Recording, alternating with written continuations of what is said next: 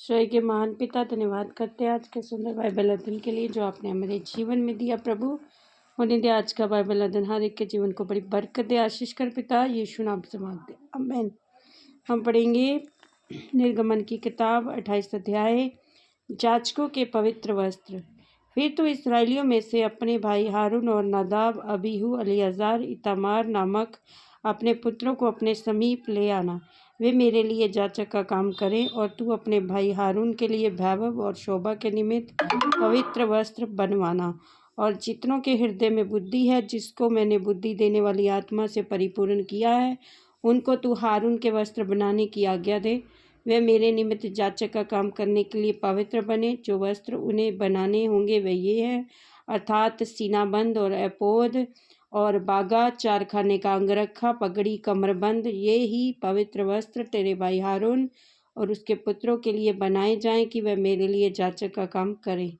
और वह सोने और नीले और बैंगनी और लाल रंग का और सूक्ष्म सनी का कपड़ा लें। एपोद, वह एपोद को सोने और नीले, बैंगनी, लाल रंग के कपड़े का और बटी हुई सूक्ष्म सनी के कपड़े का बनाए, जो कि निपुण कढ़ाई के काम करने वाले के हाथ के काम का हो, हाथ का काम हो। और वह इस तरह से जोड़ा जाए कि उसके दोनों कंधों के सिरे आपस में मिले रहें, और एपोद पर जो कड़ा हुआ पटुका होगा उसकी बनावट उसी के समान हो। वे दोनों बिना जोड़ के हों और सोने और नीले, बैंगनी और लाल रंग वाले और बटी हुई सूक्ष्म सनी के कपड़े के हों। फिर 2 सुलेमानी मणि लेकर उन पर इसराइल के पुत्रों के नाम खुदवाना, और उनके नामों में से 6 एक मणि पर और 6 एक नाम दूसरे मणि पर इसराइल के पुत्रों की उत्पत्ति के अनुसार खुदवाना। मणि खोदने वाले के काम के समान जैसे छापा खोदा जाता है, वैसे ही उन 2 मणियों पर इसराइल के पुत्रों के नाम खुदवाना। उनको सोने के खानों में जड़वा देना और दोनों मणियों को पोद के कंधों पर लगवाना। वे इसराइलियों का स्मरण दिलाने वाले मणि ठहरेंगे, अर्थात हारून उनके नाम यहोवा के आगे अपने अपने दोनों कंधों पर स्मरण के लिए लगाए रहे। फिर सोने के खाने बनवाना और डोरियों के समान गुथे हुए 2 अंजीर चोखे सोने से बनवाना, और गुथे हुए जंजीरों को उन खानों से जड़वाना, सीना बंद या चपरास। फिर न्याय की चपरास को भी कढ़ाई के काम का बनवाना, एपोद के समान सोने और नीले, बैंगनी और लाल रंग के बटी हुई सूक्ष्म सनी के कपड़े से उससे बनवाना। वह चकोर और दोहरी हो, और उसकी लंबाई चौड़ाई एक चीते की हो, एक बीते की हो, और उसमें 4 पंक्ति मणि जड़ाना। पहली पंक्ति में तो माणिक्य, पद्मराग और लालड़ी हो, और दूसरी पवित्र पंक्ति में मरकत, नीलम और नीलमणि और हीरा। तीसरी पंक्ति में लशम, सूर्यकांत और नीलम, और चौथी पंक्ति में फिरोजा, सुलेमानी मणि और यशब हों।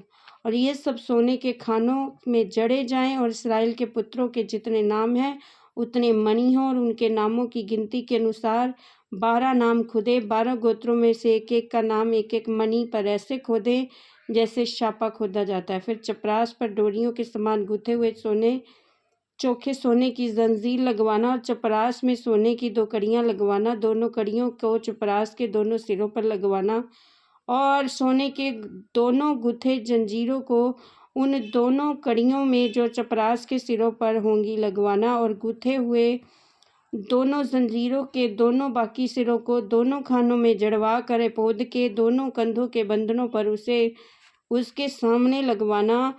फिर सोने की 2 और कड़ियाँ लगवा कर चपरास के दोनों सिरों पर उसकी कोर पर जो पोद के भीतर की ओर होगी लगवाना। फिर उसके सिवाय सोने की 2 और कड़ियाँ बनवाकर एपोद के दोनों कंधों के बंधनों पर नीचे से उसके सामने और उसके 2 जोड़ के पास एपोद के काढ़े हुए पटे के ऊपर लगवाना। और चपरास अपनी कड़ियों के द्वारा एपोद की कड़ियों के में नीले फीते से बांधी जाएं। इस रीति का वह एपोद के काढ़े पर पट्टे पर बनी रहे, चपरास एपोद पर अलग से ना होने पाए। जब जब हारून पवित्र स्थान में प्रवेश करे, तब तब वह न्याय की चपरास पर अपने हृदय के ऊपर इसराइलियों के नामों को लगाए रहे, जिससे यहोवा के सामने उसका स्मरण नित्य रहे कि तू न्याय की चपरास में ओरीम और तुमीम को रखना। जब जब हारून यहोवा के सामने जाए तब तब वह उसके हृदय के ऊपर हो। और इस प्रकार हारून इस्राएलियों के लिए यहोवा के न्याय को अपने हृदय के ऊपर नित्य लगाए रहे। अन्य जाचकीय वस्त्र। फिर अपोद के बागे को समर्पण नीले रंग का बनवाना। उसकी बनावट ऐसी हो कि उसके बीच के सिर डालने के लिए छेद हो और उस छेद के चारों ओर बख्तर के छेद की सी एक बनी हुई कोर हो और वह फटने ना पाए। उसके नीचे वाले घेरे के चारों ओर नीले बैंजनी और लाल रंग के कपड़े के अनार बनवाना और उसके बीच भी चारों ओर सोने की घंटियां लगवाना, अर्थात एक सोने की घंटी और एक अनार, फिर एक सोने की घंटी और एक अनार, इसी रीति से बागे के नीचे घेरे में चारों ओर ऐसा ही हो। और हारून उसको बागे की सेवा टहल करने के लिए समय पर पहना करे कि जब जब वह पवित्र स्थान के भीतर यहोवा के सामने जाए या बाहर निकले तब तब उसका शब्द सुनाई दे, नहीं तो वह मर जाएगा। फिर चोखे सोने की एक पट्टी बनवाना और जैसे छापे में वैसे ही उसमें भी ये अक्षर खोदे जाएं, अर्थात यहोवा के लिए पवित्र, और उसे नीले फीते से बांधना और वह पगड़ी के सामने के हिस्से पर रहे, वे हारून के माथे पर रहे, इसलिए कि इसराइली जो कुछ पवित्र ठहराए, अर्थात जितनी वस्तुएं भेंट में चढ़ावे और उस पवित्र वस्तुओं का दोष हारून उठाए रहे और वे नित्य उसके माथे पर रहे, जिससे यहोवा उनसे प्रसन्न रहे। अंगरखे को सूक्ष्म सनी के कपड़े का 4 खाने वाला बनवाना और एक पगड़ी भी सूक्ष्म सनी के कपड़े की बनवाना। बेल बूटे की कढ़ाई का काम किया हुआ एक कमरबंद भी बनवाना। फिर हारून के पुत्रों के लिए भी अंगरखे, कमरबंद और टोपियां बनवाना। ये वस्त्र भी वैभव और शोभा के लिए बने।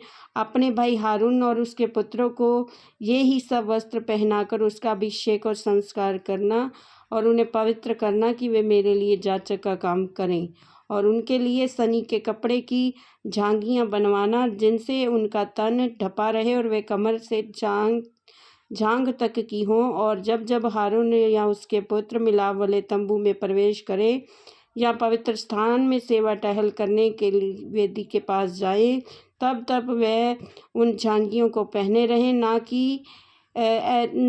हो कि वे पापी ठहरे और मर जाए। ये हारून के लिए और उसके बाद उसके वंश के लिए भी सदा की विधि ठहरे। इस वचन के द्वारा प्रभु सबको ब्लेस करे। आमीन। सबको जय मसीह।